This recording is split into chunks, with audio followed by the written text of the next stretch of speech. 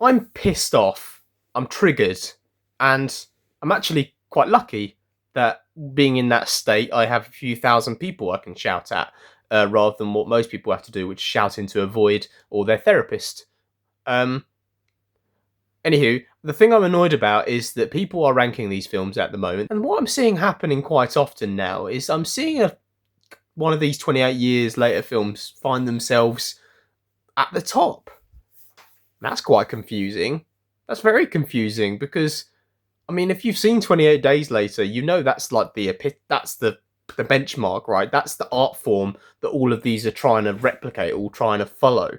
Neither of the 28 Years Later films has a scene like this, where it's chaos and tranquility as he scuffs through London. You literally hear him walking because it is so quiet. He has to try and work out what's happened based on the things that are sprawled across the ground and the missing notes, and it's the probably the best scene of the franchise, arguably. Neither of the 28 Years Later films has a scene like this, a scene as scary as this, where they are in the tunnel, they are worried that the worst will happen, and then you hear the shriek that echoes around that tunnel. It bounces off the walls, and then you see those shadows flit past the source of light, and you see the big shape on the side as the infected come running through.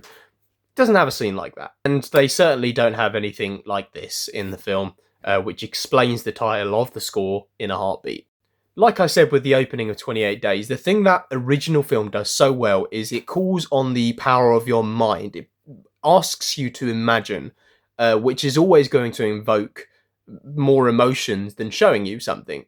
And this scene where Mark explains what it was like to see the destruction happening, the way he describes it is phenomenal. It's brilliant.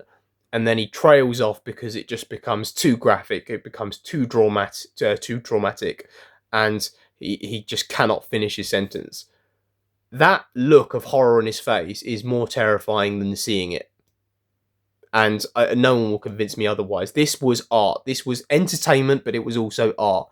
And to suggest that a lot of the technological achievements that we've had in these latest films to imply that they are even close to the original art that we had in the first film is downright insulting, in my opinion.